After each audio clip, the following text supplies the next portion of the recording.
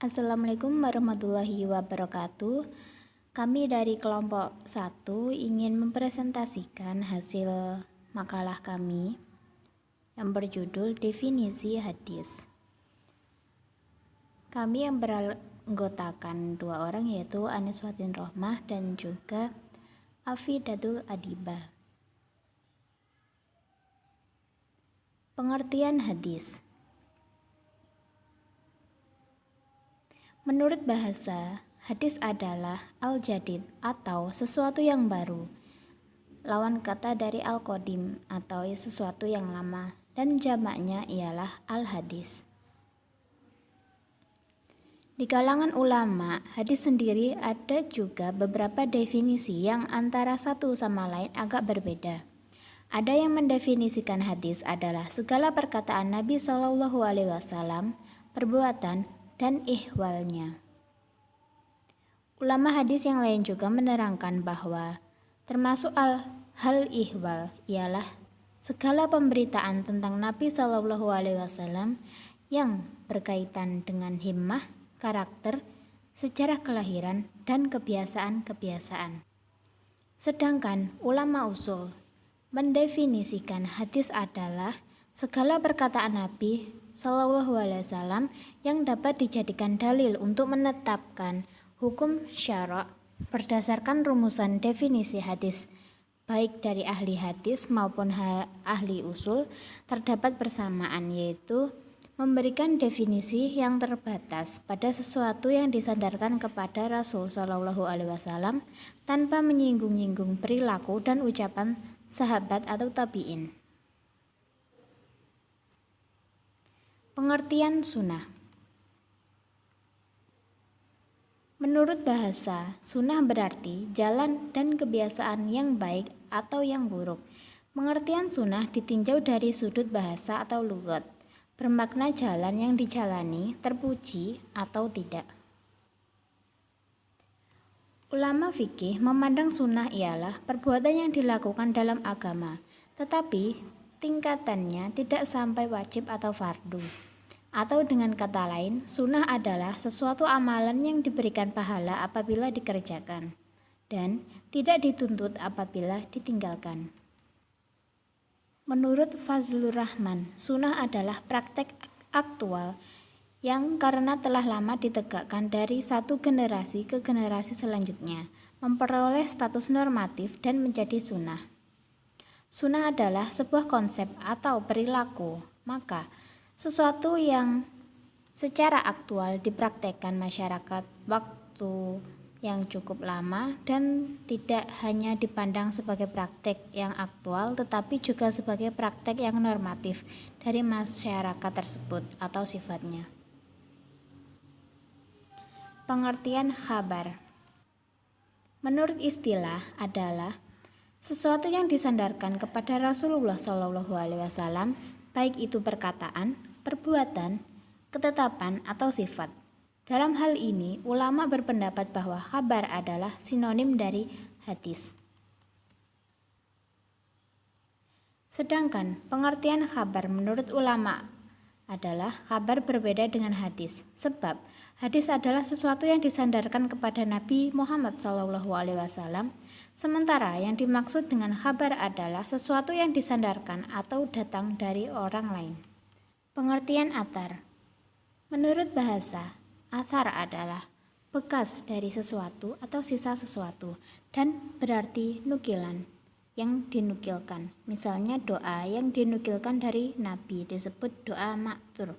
Mayoritas ulama mengartikan athar sama dengan khabar dan juga hadis. Sedangkan menurut istilah terjadi perbedaan pendapat antara ulama, yaitu mayoritas ahli hadis mengatakan bahwa athar sama dengan khabar, yaitu sesuatu yang disandarkan kepada Nabi SAW, sahabat, dan tabi'in. Sedangkan menurut ulama Khurasan bahwa athar untuk yang hadis mauquf dan khabar untuk yang hadis marfu.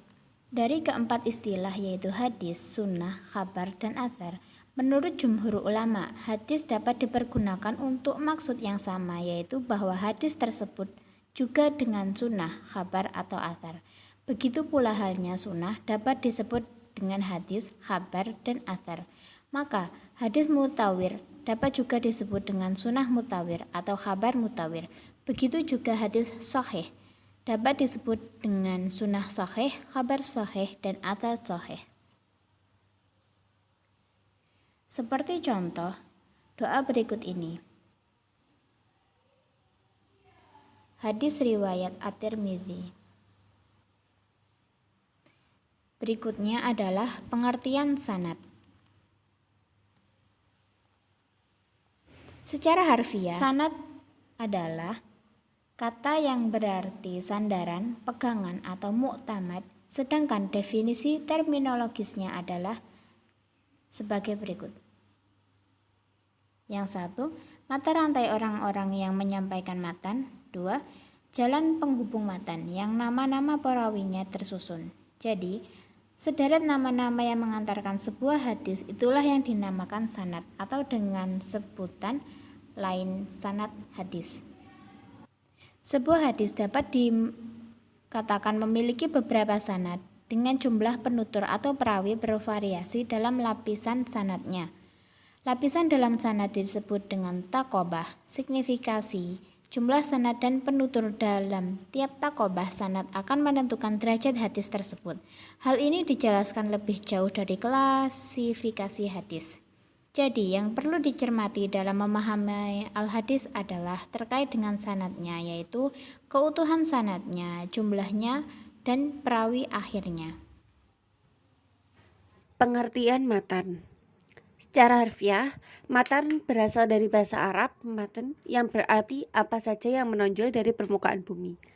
Berarti juga sesuatu yang nampak jelas, menonjol, punggung jalan atau bagian tanah yang keras dan menonjol ke atas. Matmul ard berarti lapisan luar atau kulit bumi dan yang berarti kuat atau kokoh. Sedangkan menurut peristilahan ilmu hadis, Al-Badar bin Jamaah memberikan batasan pengertian matan, yaitu matan adalah redaksi atau kalam yang berada pada ujung sanad. Dan matan adalah kata atau redaksi hadis yang dapat dipahami maknanya. Matan hadis juga disebut dengan pembicaraan atau materi berita yang di-offer oleh sanad yang terakhir. Baik pembicaraan itu sabda Rasulullah SAW, sahabat, ataupun tabi'in. Baik isi pembicaraan itu tentang perbuatan Nabi atau perbuatan sahabat yang tidak disangka oleh Nabi Muhammad SAW.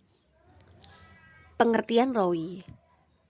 Rawi menjadi salah satu unsur penting dalam sebuah hadis.